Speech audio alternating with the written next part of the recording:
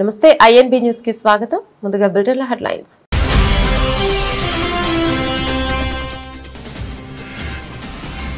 ఇకపై పాలస్తీనా దేశం ఏర్పాటును అంగీకరించబోమని ఇజ్రాయెల్ ప్రకటన. ప్రధాని నెతన్యాహు కార్యాలయం అధికారికంగా వెల్లడి.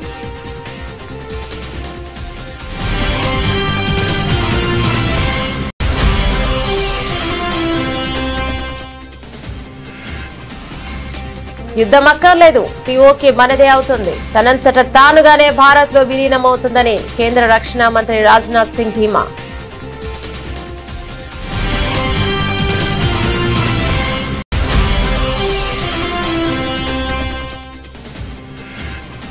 ఉత్తరప్రదేశ్ లో కుల రాజకీయాలకు చెక్. సమావేశాలపై నిషేధం. యూపీలో కుల వివక్ష నిర్మూలనకు యోగి సర్కార్ కఠిన చర్యలు.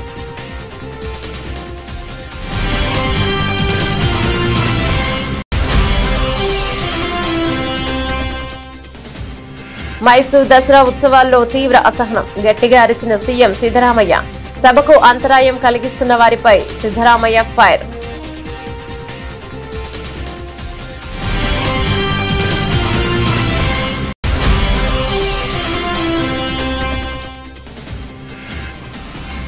రెండో రోజు గాయత్రీదేవి అలంకరణలో దర్శనమిస్తున్న దుర్గమ్మ. దుర్గమ్మను దర్శించుకునేందుకు క్యూ లైన్ లో బారులు తీరిన భక్తులు.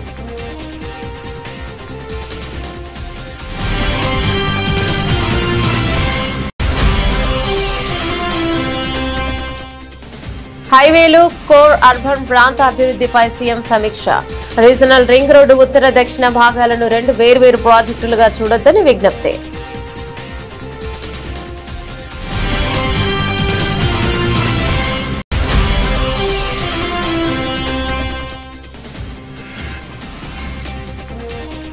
వ్యవసాయంపై అసెంబ్లీలో ముఖ్యమంత్రి చంద్రబాబు ప్రసంగం.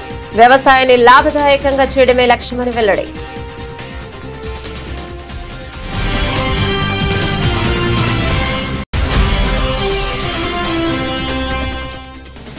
ఇకపై ఇది తెలంగాణ భవన్ కాదు, జనతా గ్యారేజ్. ఆర్ఆర్ఆర్ బాధితులకు బీఆర్ఎస్ పార్టీ పూర్తి అండగా ఉంటుందని కేటీఆర్ హామీ.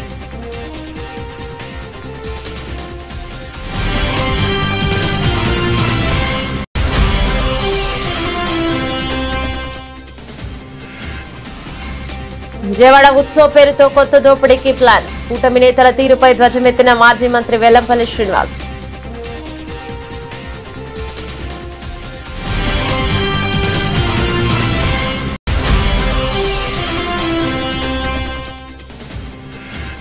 రేవంత్ రెడ్డి ఆదేశాలతో మాజీ డీఎస్పీ నళినిని కలిసిన యాదాద్రి భువనగిరి జిల్లా కలెక్టర్. సాయం చేసేందుకు ప్రభుత్వం సిద్ధంగా ఉందని హామీ.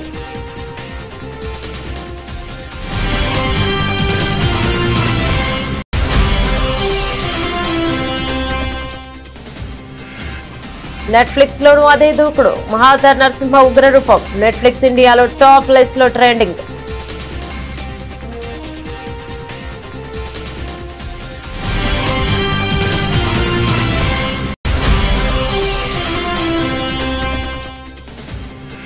ఫుట్బాల్ మ్యాచ్ లో కూడా పాకిస్తాన్ ఆటగాళ్ల పిచ్ వేశాలు.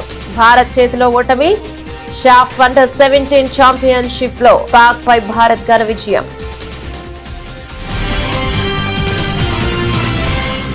డీటెయిల్స్ చూస్తే, పాలస్తీనాను స్వతంత్ర దేశంగా గుర్తించే ప్రసక్తే లేదని ఇజ్రాయెల్ ప్రభుత్వం సంచలన ప్రకటన చేసింది. జోర్దాన్ నదికి పశ్చిమ ప్రాంతంలో పాలస్తీనా దేశం అనేదే ఉండబోదని తేల్చి చెప్పింది. ఈ విషయాన్ని ఇజ్రాయెల్ ప్రధానమంత్రి బెంజమిన్ నెతన్యాహు కార్యాలయం సోషల్ మీడియా వేదికగా ఎక్స్ ద్వారా అధికారికంగా వెల్లడించింది. పాలస్తీనా దేశ ఏర్పాటుకు అంతర్జాతీయంగా మద్దతు పెరుగుతున్న తరుణంలో ఇజ్రాయెల్ ఈ ప్రకటన చేయడం తీవ్ర చర్చనీయాంశంగా మారింది. 2023 అక్టోబర్ 7న హమాస్ ఉగ్రవాదులు జరిపిన మారణ హోమం తర్వాత తమ దేశం మధ్యలో బలవంతంగా ఒక ఉగ్రవాద రాజ్యాన్ని ఏర్పాటు చేసే ప్రయత్నాలను ఎట్టి పరిస్థితుల్లోనూ జరగనివ్వబోమని నెతన్యాహు ప్రభుత్వం స్పష్టం చేసింది. పాలస్తీనాకు మద్దతు ఇస్తున్న దేశాలకు ఇది తమ నుంచి స్పష్టమైన సందేశం అని పేర్కొంది. ఈ నెలాఖరులో జరగనున్న ఐక్యరాజ్య సమితి సర్వసభ్య సమావేశంలో పాల్గొనేందుకు నెతన్యాహు అమెరికా వెళ్లనున్నారు. ఈ పర్యటన నుంచి తిరిగి వచ్చాక దీనిపై పూర్తి స్థాయిలో స్పందిస్తామని కీలక పర్యటన ఉంటుందని ప్రధాని కార్యాలయం తెలిపింది. ఆసక్తికరంగా ఈ పర్యటన సందర్భంగా వైట్ హౌస్ కు రావాల్సిందిగా అమెరికా అధ్యక్షుడు డొనాల్డ్ ట్రంప్ నుంచి నెతన్యాహుకు ఫోన్ కాల్ ద్వారా ఆహ్వానం అందింది. మరోవైపు ఐక్యరాజ్య సమితిలో పాలస్తీనా దేశ ఏర్పాటుకు మద్దతుగా తీర్మానం ప్రవేశపెట్టేందుకు పలు దేశాలు ప్రయత్నిస్తున్న సమయంలో ఇజ్రాయెల్ ఈ నిర్ణయం తీసుకోవడం ప్రాధాన్యం సంతరించుకుంది. పాలస్తీనాను ఒక దేశంగా గుర్తిస్తున్నట్లు బ్రిటన్, ఆస్ట్రేలియా, కెనడా ఇప్పటికే బాహాటంగా ప్రకటించాయి. పాకిస్తాన్ ఆక్రమిత కశ్మీర్ పీఓకేను స్వాధీనం చేసుకునేందుకు యుద్ధం చేయాల్సిన అవసరం లేదని, అది తనంతట తానుగానే భారత్ లో విలీనమవుతుందని కేంద్ర రక్షణ మంత్రి రాజ్నాథ్ సింగ్ ధీమాను వ్యక్తం చేశారు. పీఓకేలో పరిస్థితులు మారుతున్నాయని, అక్కడి ప్రజలే పాకిస్తాన్ పాలన నుంచి విముక్తి కోరుకుంటున్నారని ఆయన స్పష్టం చేశారు. మొరాకో పర్యటనలో ఉన్న ఆయన అక్కడి భారతీయ సమాజాన్ని ఉద్దేశించి ప్రసంగిస్తూ ఈ కీలక వ్యాఖ్యలు చేశారు. పీఓకేలో ప్రజలు పాకిస్తాన్ పాలనపై తీవ్ర అసంతృప్తితో ఉన్నారని, స్వేచ్ఛ కోసం ఉద్యమిస్తున్నారని ఆయన తెలిపారు. పీఓకేలో డిమాండ్ ఇప్పటికే మొదలయ్యాయి. మీరు నినాదాలు వినే ఉంటారు. నేడు కూడా భారతీయుడినే, మైన్ బి భారత్ హూన్ అంటూ అక్కడ నినాదాలు విన్నట్టున్నాయి. కాబట్టి మనం బల ప్రయోగం చేయాల్సిన అవసరం రాదు అని రాజ్నాథ్ వివరించారు. 5 ఏళ్ల క్రితం కశ్మీర్ లోయలో సైనికులతో మాట్లాడినప్పుడు కూడా ఇదే విషయాన్ని తాను చెప్పానని ఆయన గుర్తు చేశారు. పీఓకేను తిరిగి చేజెక్కించుకునే అవకాశాన్ని కేంద్ర ప్రభుత్వం ఆపరేషన్ సింధూర్ సమయంలో చేజార్చుకుంటుందంటూ విపక్షాలు విమర్శలు చేస్తున్న తరుణంలో రాజ్నాథ్ సింగ్ వ్యాఖ్యలు ప్రాధాన్యత సంతరించుకుంటున్నాయి. మే 7న జరిగిన ఆ ఆపరేషన్ లో భారత్ కు పైచేయి ఉన్నప్పటికీ కేవలం కాల్పుల విరమణ ఒప్పందంతో సర్ది పెట్టుకుందని ప్రతిపక్షాలు ఆరోపిస్తున్నాయి. ఇదే ప్రసంగంలో ఇతర దేశాల చర్యలపై భారత్ సమన్వయంతో వ్యవహరిస్తోందని రాజ్నాథ్ పేర్కొన్నారు. पीओके अपने आप आएगा, चिंता क्यों करते हैं? पीओके में डिमांड होने लगी. आपने सुना होगा 1-2 बार कुछ लोगों ने नारेबाजी की थी. 5 साल पहले एक बार इंडियन आर्मी को कश्मीर वैली में मैं संबोधित कर रहा था एक कार्यक्रम को. उस समय ही मैंने कहा था कि पीओके को आक्रमण करके हड़पने की जरूरत नहीं पड़ेगी. वो तो हमारा पड़ोसी है ही, वो हमारा है ही पीओके. और पीओके के लोग स्वयं ये कहेंगे कि मैं भी भारत हूं और वह दिन आने वाला है. ఉత్తరప్రదేశ్ లో కుల వివక్ష నిర్మూలనే లక్ష్యంగా యోగి ఆదిత్యనాథ్ ప్రభుత్వం సంచలన నిర్ణయాలు తీసుకుంది. సమాజంలో కుల ప్రస్తావనలకు తావు లేకుండా చేసేందుకు అలహాబాద్ హైకోర్టు ఇచ్చిన ఆదేశాల మేరకు కఠిన నిబంధనలు అమల్లోకి తెచ్చింది. ఇకపై పోలీసు రికార్డులు మొదలుకొని వాహనాలపై రాసే నినాదాల వరకు ఎక్కడా కులం కనిపించకూడదని స్పష్టం చేస్తూ జిల్లా అధికారులకు ఉత్తర్వులు జారీ చేసింది. ఈ ఆదేశాలు తక్షణమే అమల్లోకి వస్తాయని ప్రభుత్వం స్పష్టం చేసింది. తాజా ఆదేశాల ప్రకారం రాష్ట్ర వ్యాప్తంగా పోలీసు రికార్డుల్లో నిందితుల కులాన్ని ప్రస్తావించడాన్ని పూర్తిగా నిషేధించాలని, కేసు మెమోలో, అరెస్టు పత్రాలు, పోలీస్ స్టేషన్లలోని బోర్డులపై కూడా కులాన్ని పేర్కొనకూడదని తేల్చి చెప్పారు. Crime and criminal tracking network and systems CCTVSS database లో సైతం కులానికి ఇక సంబంధించిన కాలంను ఖాళీగా ఉంచమని అన్నారు. అయితే ఇకపై రికార్డుల్లో నిందితుడి తండ్రి పేరుతో పాటు తల్లి పేరును కూడా తప్పనిసరిగా నమోదు చేయాలని సూచించారు. ప్రభుత్వ, ప్రైవేట్ వాహనాలపై కులాల పేర్లు, కులాన్ని సూచించే నినాదాలు లేదా స్టిక్కర్లు అతికిస్తే మోటార్ వాహనాల చట్టం కింద జరిమానాలు విధిస్తామని ప్రభుత్వం హెచ్చరించింది. అలాగే పట్టణాలు, గ్రామాల్లో కులాల పేర్లతో ఏర్పాటు చేసిన బోర్డుల చిహ్నాలను వెంటనే తొలగించాలని అధికారులను ఆదేశించింది. రాజకీయ లబ్ధి కోసం నిర్వహించే కుల సమావేశాలను కూడా ప్రభుత్వం నిషేధించింది. क्योंकि विभाजित था. हमें फिर से विभाजित नहीं होना है. ये जातिवादी मानसिकता, ये क्षेत्रीय विभाजन की मानसिकता, यह विभिन्न वादों में विभाजन की मानसिकता जो भारत की गुलामी का कारण बना था, उससे मुक्त होकर के हमें सामाजिक एकता के मार्ग को प्रशस्त करने की दिशा में आगे बढ़ना होगा. समता मूलक समाज की दिशा में आगे बढ़ना पड़ेगा. वही राष्ट्रीय एकता का आधार बनेगा. కర్ణాటక ముఖ్యమంత్రి సిద్దరామయ్య మైసూర్ దసరా వేడుకల ప్రారంభోత్సవంలో తీవ్ర ఆగ్రహాన్ని వ్యక్తం చేశారు. వేదికపై ప్రసంగిస్తుండగా ప్రేక్షకులలో కొందరు గందరగోళం సృష్టించడంతో ఆయన సహనం కోల్పోయారు. సభకు అంతరాయం కలిగిస్తున్న వారిపై వేదికపై నుంచి గట్టిగా అరుస్తూ హెచ్చరికలు జారీ చేశారు. కొద్దిసేపు ప్రశాంతంగా కూర్చోలేరా, కింద కూర్చోండి, ఎవడరా అది, ఒక్కసారి చెబితే అర్థం కాదా, అసలు ఇక్కడికెందుకు వచ్చారు, ఇంట్లోనే ఉండాల్సింది అంటూ సిద్దరామయ్య తీవ్ర స్వరంతో మందలించారు. అంతటితో ఆగకుండా అక్కడే ఉన్న పోలీస్ అధికారిని పిలిచి పోలీసు వాళ్లను బయటకు వెళ్లనివద్దు, ఇక గంట సేపు కూర్చోలేనప్పుడు ఇలాంటి కార్యక్రమాలు ఎందుకు వస్తారు అని ఆదేశించారు. ఈ ఘటనతో సభలో ఒక్కసారిగా నిశ్శబ్దం అలుముకుంది. ಸ್ನೇಹಿತರೆ, ಇನ್ನೊಂದು ಸ್ವಲ್ಪ ಹೊತ್ತು ಕೂತ್ಕೊಳ್ಳಕ್ಕಾಗಲ್ಲ ನಿಮ್ಗೆ? ಕೂತ್ಕೊಳ್ಳ, ಯಾರವನು? ಒಂದ್ಸಾರಿ ಹೇಳಿದ್ರೆ ಗೊತ್ತಾಗಲ್ಲ ನಿಮ್ಗೆ? ಯಾಕೆ ಬರ್ತೀರಿ ನೀವು ಇಲ್ಲಿಗೆ? ಮನೇಲಿ ಇರ್ಬೇಕಾಗಿತ್ತು.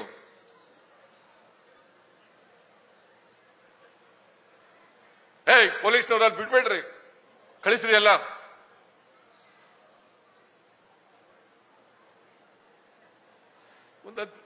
ಅರ್ಧ ಗಂಟೆ 1 ಗಂಟೆ ಕೂತ್ಕೊಳ್ಳಕ್ಕಾಗಲ್ಲ ಅಂತಂದ್ರೆ ಯಾಕೆ ಬರ್ತೀರಿ ಇಲ್ಲಿಗೆ ಫಂಕ್ಷನ್ಗೆ ನೀವು? ఇంద్రకీలాద్రిపై దసరా శరన్నవరాత్రి ఉత్సవాలు అంగరంగ వైభవంగా జరుగుతున్నాయి.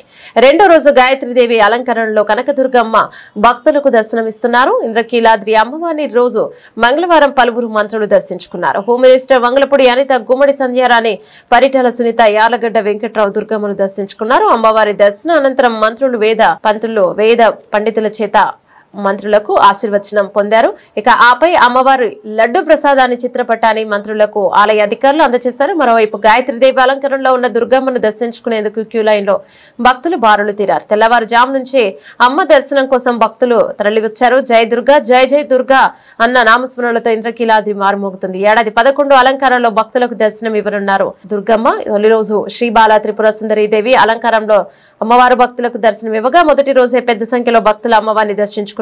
దుర్గమ్మ రూపాన్ని కనులారా దింపుకొని తరించిపోయారు. ఇక ఆలయానికి వచ్చే భక్తులకు ఎలాంటి ఇబ్బందులు కలగకుండా ఆలయ అధికారులు అన్ని ఏర్పాట్లు చేశారు.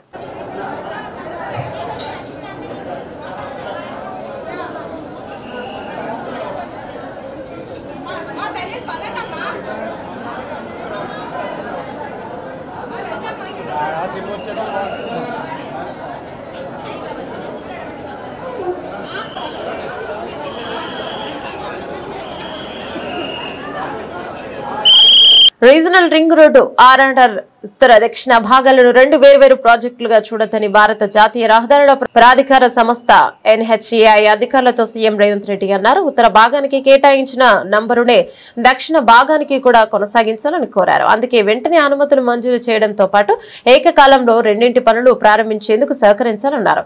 దక్షిణ భాగం అలైన్మెంట్ కు వెంటనే ఆమోద ముద్ర వేసేలా చూడాలన్నారు. రాష్ట్రంలో జాతీయ రహదారుల నిర్మాణం, అనుమతుల జారీ, నూతన ప్రతిపాదనలకు ఆమోదం తదితర అంశాలపై NHAI జాతీయ రహదారుల విభాగం, NH జాతీయ రహదారుల రోడ్డు రవాణా మంత్రిత్వ శాఖ, మోర్త్ రహదారుల భవనాల శాఖ, అటవీ శాఖ అధికారులతో సచివాలయంలో మంత్రి కోమటిరెడ్డి వెంకటరెడ్డితో కలిసి ముఖ్యమంత్రి సమీక్ష నిర్వహించారు. జాతీయ రహదారుల నిర్మాణానికి సంబంధించిన భూసేకరణ పరిహారం పంపిణీ ప్రక్రియను వేగవంతం చేయాలని అధికారులను ఆదేశించారు. చిన్న కారణాలతో రహదారుల నిర్మాణంలో జాప్యం చేయవద్దన్నారు. అసెంబ్లీలో వ్యవసాయ శాఖపై లఘు చర్చ జరిగింది. సందర్భంగా ముఖ్యమంత్రి పవర్ పాయింట్ ప్రజెంటేషన్ ఇచ్చారు. అలాగే వ్యవసాయ శాఖ పరంగా తీసుకుంటున్న నిర్ణయాలు రైతులకు లబ్ధి చేకూర్చిన అంశాలను చెప్పడంతో పాటు భవిష్యత్తులో ఇక రైతు సంక్షేమ సంఘం కోసం ఎలాంటి నిర్ణయాలు తీసుకోబోతున్నామనే విషయాలను ముఖ్యమంత్రి తన ప్రసంగంలో వివరించారు. ఆంధ్రప్రదేశ్ 24-25 దీని ప్రకారం లెక్కల ప్రకారం 5,17,482 కోట్లు, 35.20%. తెలంగాణ మీరు చూస్తే 2,14,490 కోట్లు, 14.15%. కర్ణాటక 3,08,165 కోట్లు, 11.72%. కేరళ 98,020 కోట్లు, 8.78%. తమిళనాడు 3,77,244 కోట్లు, 13.04%. ఇక్కడ మీరు గుర్తుపెట్టుకోవాల్సింది, దానికి లాస్ట్లో సర్వీస్ సెక్టర్కి వెళ్తే మంది 44.64%, 41.64%. వేరే తెలంగాణ 67.16%, కర్ణాటక 68.13%, కేరళ 67.28%, తమిళనాడు 53.60%. ఎక్కడ సర్వీస్ సెక్టర్ ఉంటుందో అక్కడ రెవెన్యూ ఎక్కువ ఉంటుంది ప్రభుత్వానికి. మనకు వాళ్ళకు 3% ఎక్కువ డిఫరెన్స్ ఉంది. అంటే 100 రూపాయలు జిఎస్టిపి వస్తే దాంట్లో తెలంగాణ, కేరళ, కర్ణాటక 9.3% వాళ్ళకి ఆదాయం వస్తుంది. మనకు 6.2% ఆదాయం వస్తుంది. అందుకే ఆల్ ఎకానమీస్ అన్నీ కూడా అగ్రికల్చర్ నుంచి ఇండస్ట్రీ నుంచి సర్వీస్ సెక్టర్కి వెళ్తాయి. అది సస్టైనబిలిటీ. కొన్ని దేశాల్లో 2%, 3% కూడా అగ్రికల్చర్ ఉంది. మనం విభజన సమయంలో 25% ఉంటే తర్వాత 35% పెరిగాం. తెలంగాణ 25 నుంచి 14% తగ్గే పరిస్థితి వచ్చింది హైదరాబాద్ వల్ల. అదే పదే నేను చెప్తూ వచ్చాను, స్ట్రక్చరల్ ఇంబ్యాలెన్సెస్ ఉన్నాయి. మనకు ఆ ఇబ్బంది ఉంది. దీన్ని అధిగమించాల్సిన అవసరం ఉందని పదే నేను అందుకే చెప్తున్నాను. బీఆర్ఎస్ వర్కింగ్ ప్రెసిడెంట్ కేటీఆర్ కీలక వ్యాఖ్యలు చేస్తారు. ఇకపై తెలంగాణ భవన్ కేవలం పార్టీ కార్యాలయం కాదని ప్రజల సమస్యలు పరిష్కరించే జనతా గ్యారేజ్ అని ఆయన ప్రకటించారు. ఎవరికి ఏ కష్టం వచ్చినా ఇక్కడికి రావచ్చని, న్యాయ సహాయం కోసం నిపుణులైన న్యాయవాదులు అందుబాటులో ఉంటారని భరోసానిచ్చారు. Regional ring road RRR alignment వల్ల నష్టపోతున్న రైతులు తెలంగాణ భవన్ లో కేటీఆర్ ను కలిశారు. నల్గొండ, సూర్యాపేట, గజ్వేల్, సంగారెడ్డి నియోజకవర్గాల నుంచి వచ్చిన బాధితులతో ఆయన సమావేశమయ్యారు. ఈ సందర్భంగా కేటీఆర్ మాట్లాడుతూ రీజనల్ రింగ్ రోడ్డు విషయంలో కాంగ్రెస్ ప్రభుత్వం అనుసరిస్తున్న వైఖరిని విమర్శించారు. తమ ప్రభుత్వ హయాంలో మల్లన్న సాగర్, కొండపోచమ్మ సాగర్ నిర్వాసితులతో తామే స్వయంగా రోజుల తరబడి చర్చలు జరిపి మెరుగైన పరిహారం ఇల్లు ఇచ్చి ఒప్పించామని గుర్తు చేశారు. కానీ ప్రస్తుత కాంగ్రెస్ నాయకులు రైతుల సమస్యలు తెలుసుకునేందుకు క్షేత్రస్థాయికి వెళ్లడానికి ముఖం చాటేస్తున్నారని ఆయన ఆరోపించారు. గతంలో ఔటర్ రింగ్ రోడ్డు, ఓఆర్ఆర్ విషయంలోనూ కాంగ్రెస్ ప్రభుత్వం ఇలాగే అలైన్మెంట్లు మార్చి రైతులను ఇబ్బందులు గురిచేసిందని కేటీఆర్ విమర్శించారు. అలైన్మెంట్లు మార్చి పేదల జీవితాలతో ఆడుకోవడం కాంగ్రెస్ కు కొత్తేమీ కాదన్నారు. ఆర్ఆర్ఆర్ అలైన్మెంట్ ను శాస్త్రీయంగా ఖరారు చేసే వరకు బీఆర్ఎస్ పార్టీ రైతులకు అండగా నిలుస్తోందని ఆయన స్పష్టం చేశారు. మీరున్నప్పుడు చేయలేదా? మల్లన్న సాగర్ కట్టలేదా? ఆందోళనలు కాలేదా? కొండపోచమ్మ సాగర్ కట్టలేదు? అవును అయినాయి. కానీ కేసీఆర్ ఏం చేసిండు? పిలుచుకొని మాట్లాడిండు. ఆ రోజు మంత్రులు డైరెక్ట్గా పోయి రోజులు చర్చలు చేసి ఒప్పించి మెప్పించి వాళ్ళకి ఎంత ఇయ్యాలనో ఇప్పించి అవసరమైతే ప్లాట్ ఇచ్చి ఇల్లు ఇచ్చి పరిహారం ఇచ్చి వాళ్ళకి రేపటి రోజున మీ భూముల విలువ పెడుతుందని చెప్పి సంజాయించి కాలు పట్టుకొని కడుపులో తల పెట్టుకొని ఒప్పించుకున్నాం, ఆఖరికి చేసుకున్నాం. మరి వీళ్ళేం చేయాలి? ముఖం చాటేస్తే అయిపోతుందా? అందుకే మీరు దయచేసి చేయాల్సిన డిమాండ్లు 3. 1, మాకు అలైన్మెంట్ అన్నా శాస్త్రీయంగా చేయండి, మేము అభివృద్ధి వ్యతిరేకం కాదు. 2, నష్టపరిహారం సమంజసంగా ఇవ్వండి. ఇది సరిపోదు. ఏ రకంగా కూడా బహిరంగ మార్కెట్లో ఒక రేటు ఉంది, ఎస్ఆర్ఓ రేట్ ఒకటి ఉంది. మరి దాన్ని పెంచి మానవతా కోణంలో ఒక దగ్గర మామ్నూర్ ఎయిర్పోర్ట్ కాడ 1,20,00,000 ఇస్తున్నారని చెప్పి కూడా తమ్ముడు ఇచ్చిండు వెంకటేష్. ఎకరానికి ఎయిర్పోర్ట్ 1,20,00,000 ఇస్తారు. మరి మీ దగ్గర ఎందుకు ఇవ్వద్దు అనేది మీ ప్రశ్న. అది వాస్తవమో కాదో నాకు తెలియదు. చూడండి, వాస్తవం అయితే సంతోషమే రాములన్న. అయితే అవన్నీ కూడా లాయర్లకు ఇవ్వండి. అదే చెప్తున్నాను. ఎందుకు చెప్తున్నా అంటే వాళ్ళు ఇంటూరు కాబట్టి ఎవరికన్నా మీకు న్యాయ సలహాలు కావాలంటే, మీకు ఎవరికన్నా సరే న్యాయ సలహాలు కావాలంటే ఇగో మన తెలంగాణ భవన్ గారు దీని పేరు ఇప్పటి నుంచిగా జనతా గ్యారేజ్. మీరు ఎప్పుడంటే అప్పుడు రావచ్చు, మీకు ఏ సమస్యలు ఉన్నా వాళ్ళకి చెప్పచ్చు.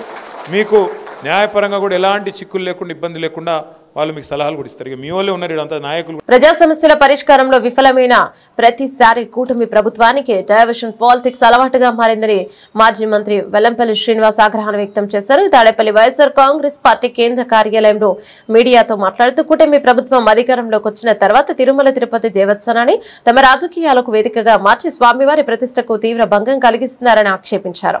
మరోవైపు దుర్గమ్మ పేరుతో విజయవాడ ఉత్సవం అంటూ కూటమి నేతలు మరో దోపిడీకి సిద్ధమయ్యారని ఆయన మండిపడ్డారు. ప్రభుత్వ భూమిని ఉపయోగించుకుంటూ స్టాళ్ల పేర్లతో లక్షలాది రూపాయలు వసూలు చేస్తున్నారని మండిపడ్డారు. ప్రజలపై భారం మోపుతూ దోపిడీకి పాల్పడుతున్న కూటమి నేతల దీనిపై సమాధానం చెప్పాలని డిమాండ్ చేశారు. నవరాత్రుల మీద ఎవరు మాట్లాడలేదు. నవరాత్రుల్లో ఈ రోజు చెప్పాలంటే కనుక అరాకొర వసతులతో ఈ రోజు నవరాత్రుల యొక్క ఉత్సవాలు జరుగుతున్నాయి. ఆఫీసర్ల మధ్య సమన్వయం లేదు. భక్తులకి సరైన అవగాహన కల్పించే విధంగా ఎక్కడ కూడా వాళ్ళకి అవగాహన కల్పించే విధంగా ఎక్కడ కూడా పెట్టిన పరిస్థితులు లేవు. ఏ ఒక్క అధికారికి ఒక అధికారికి సమన్వయం లేదు. సామాన్య భక్తులను ఏ విధంగా గుడికి వెళ్ళాలో తెలియలేని పరిస్థితి. దివ్యాంగులు ఎలాగెలాగో తెలియదు. అదేవిధంగా చంటి పిల్లల్ని పెట్టుకున్న వాళ్ళు ఎలాగెలాగో తెలియదు. వీటి గురించి కనీసం ఎంపీ గారు పట్టించుకున్న పరిస్థితి లేదు. ఎంపీ గారు పట్టించుకున్న పరిస్థితి మాట్లాడితే విజయవాడ ఉత్సవం గురించి ప్రెస్ మీట్లే తప్ప దసరా నవరాత్రులు ఈ విధంగా జరుగుతాయి అని చెప్పని ఎంపీ స్థాయిలో కానీ మంత్రి స్థాయిలో కానీ ఎమ్మెల్యే స్థాయిలో కానీ ఎన్ని రివ్యూలు పెట్టారు చెప్పండి. ఒక రివ్యూలో ఎంపీ ఎమ్మెల్యే మంత్రులు కలిసిన రివ్యూ నేను ఎక్కడ చూడలేదు. మరి కనీసం గతంలో మా ప్రభుత్వంలో అయితే కనుక ఫీల్డ్ విజిట్లు చేసేవాళ్ళం, రివ్యూలు చేసేవాళ్ళం, భక్తులకు అన్ని రకాల సౌకర్యాలతో ప్రతి ఒక్కటి కూడా ఏర్పాట్లు చేసేవాళ్ళం. ఈరోజు కేవలం విజయవాడ ఉత్సవకే ప్రజాప్రతినిధులంతా కూడా పరిమితం అయిపోయారు. ఎందుకంటే నేను వేరే విధంగా మాట్లాడలేదు. మీరు దుర్గమ్మని ఏ విధంగా దుర్గమ్మ పేరు చెప్పుకుని విజయవాడ ఉత్సవాలు అని చెప్పని కమర్షియల్ యాక్టివిటీస్ స్టాల్స్ చూడండి. విజయవాడ ఉత్సవానికి స్టాల్స్ అంట 10 సైజు వచ్చేసి 56 రోజులకి 3,50,000 రూపాయలు వసూలు చేస్తారట.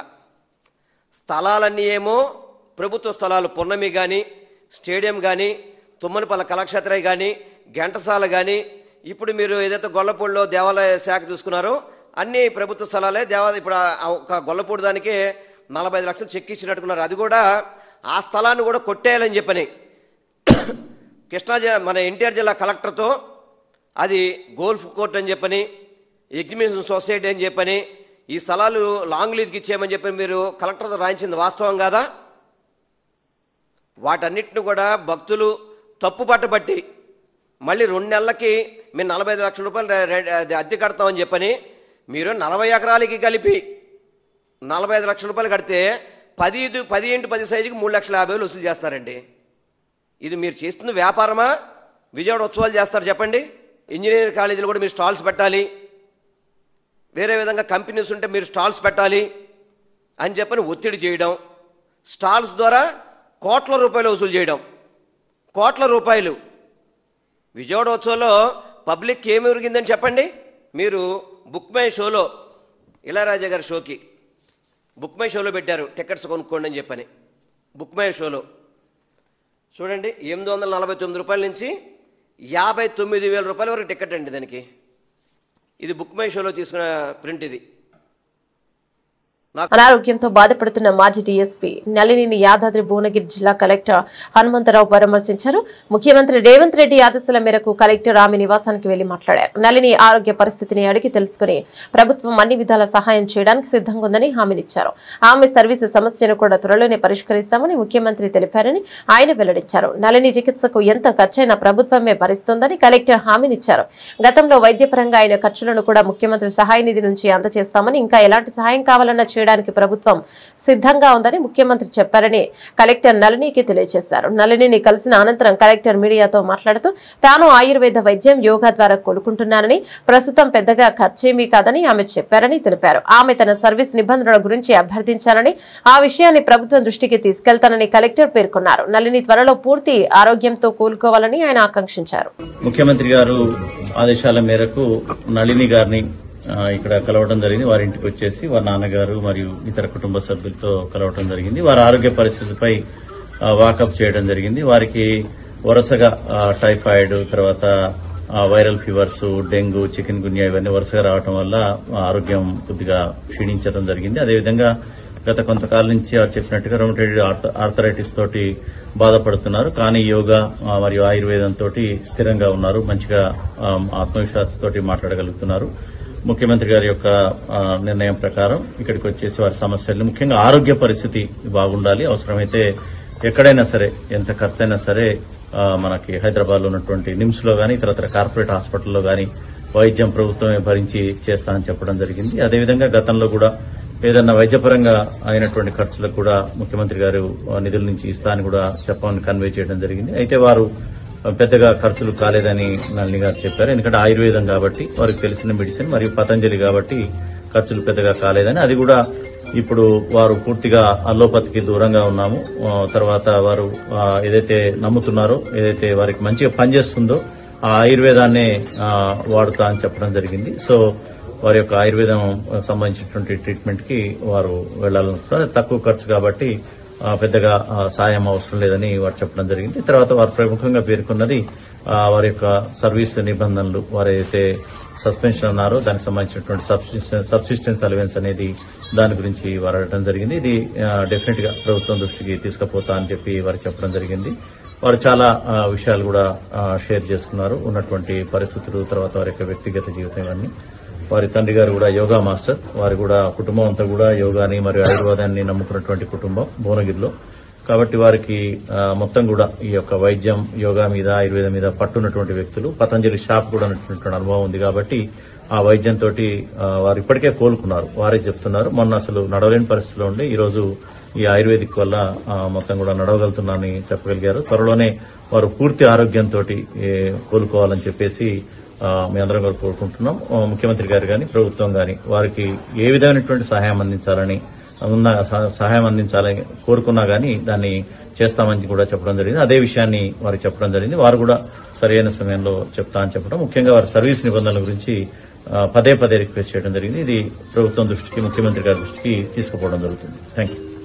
హిందూ పురాణాల నేపథ్యంలో యానిమేటెడ్ సినిమాగా వచ్చి బాక్సాఫీస్ ను షేక్ చేసింది Mahavatar Narasimha. Kannada top production house line Hombale films, Kleem productions సంయుక్తంగా తెరకెక్కించాయి. ప్రపంచ వ్యాప్తంగా జూలై 25న థియేటర్లలో విడుదలై ఘన విజయాన్ని సొంతం చేసుకోవడమే కాకుండా బాక్సాఫీస్ వద్ద 300 కోట్ల వసూళ్లను రాబట్టి టాక్ ఆఫ్ ది ఇండస్ట్రీగా నిలిచింది.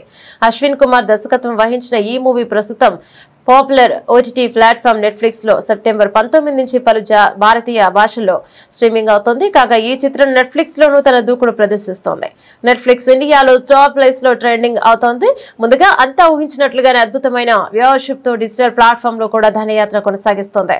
Ashwin Kumar storytelling, solid visuals కు కుటుంబ ప్రేక్షకులు చిన్నారులు ఫిదా అయిపోతున్నారు. హిందూ పురాణాలలోని శ్రీ మహావిష్ణువు దశావతారాలను ఆధారంగా చేసుకుని 7 భాగాలుగా రూపొందించే మహావతార్ సినిమాటిక్ యూనివర్స్ లో ఫస్ట్ పార్ట్ గా వచ్చింది.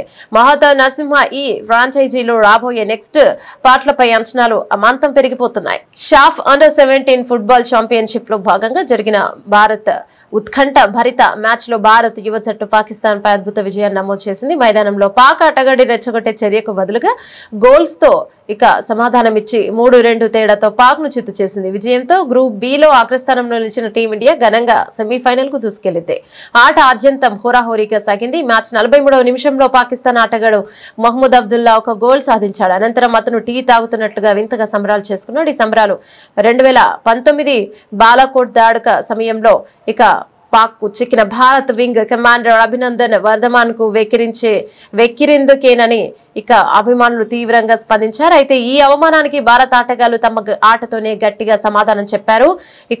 దాల్ ములున్ గాంగ్టే గుండ్లిభా వాంకేరాక్టం చెరొక గోల్ సాధించి స్కోర్ ను సమం చేయగా 73వ నిమిషంలోనే రెహాన్ అహ్మద్ అద్భుతమైన గోల్ కొట్టి భారత్ కు నిర్ణయాత్మక విజయాన్ని అందించాడు. ఈ గెలుపుతో వరుసగా 3 విజయాలు నమోదు చేసిన భారత్ జట్టు సెమీఫైనల్లోనే నేపాల్ తో తలపడనుంది. మ్యాచ్ లో ఓడిపోయినప్పటికీ పాకిస్తాన్ కూడా సెమీస్ కు అర్హత సాధించింది. సెమీస్ లో బంగ్లాదేశ్ తో పాక్ ఆడనుంది. బులెటిన్ ముగించే ముందు హెడ్లైన్స్ మరోసారి.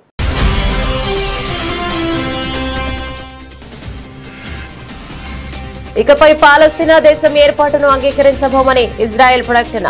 ప్రధాని నెతన్యాహు కార్యాలయం అధికారికంగా వెల్లడి.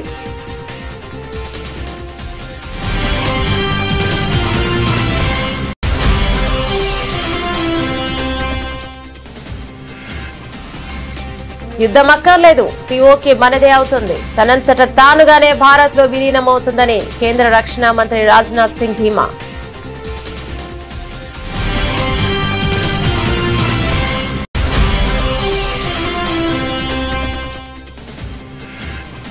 ఉత్తరప్రదేశ్ లో కుల రాజకీయాలకు చెక్, సమావేశాలపై నిషేధం, యూపీలో కుల వివక్ష నిర్మూలనకు యోగి సర్కార్ కఠిన చర్యలు.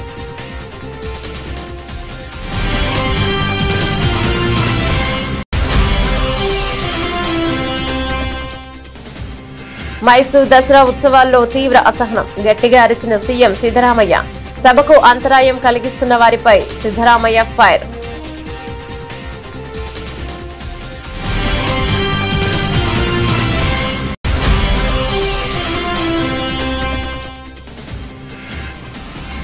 రెండో రోజు గాయత్రీదేవి అలంకరణలో దర్శనమిస్తున్న దుర్గమ్మను దర్శించుకునేందుకు క్యూ లైన్ లో బారులు తీరిన భక్తులు.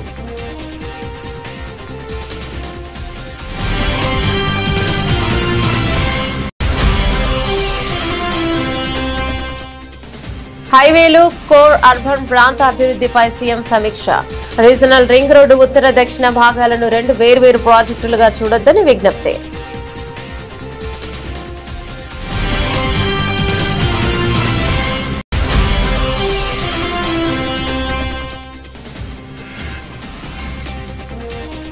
వ్యవసాయంపై అసెంబ్లీలో ముఖ్యమంత్రి చంద్రబాబు ప్రసంగం. వ్యవసాయాన్ని లాభదాయకంగా చేయడమే లక్ష్యమని వెల్లడి.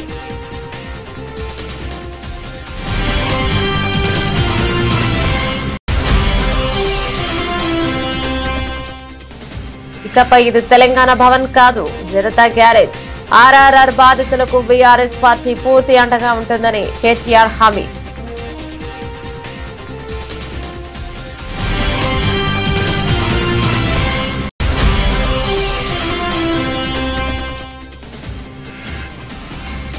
విజయవాడ ఉత్సవ్ పేరుతో కొత్త దోపిడీకి ప్లాన్. కూటమి నేతల తీరుపై ధ్వజమెత్తిన మాజీ మంత్రి వెల్లంపల్లి శ్రీనివాస్.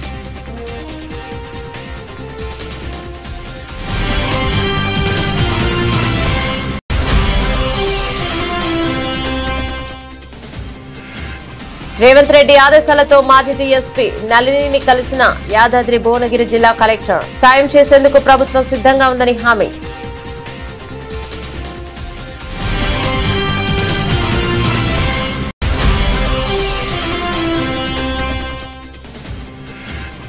నెట్ఫ్లిక్స్ లోనూ అదే దూకుడు. మహావతార్ నరసింహ ఉగ్ర రూపం. నెట్ఫ్లిక్స్ ఇండియాలో టాప్ లిస్ట్ లో ట్రెండింగ్.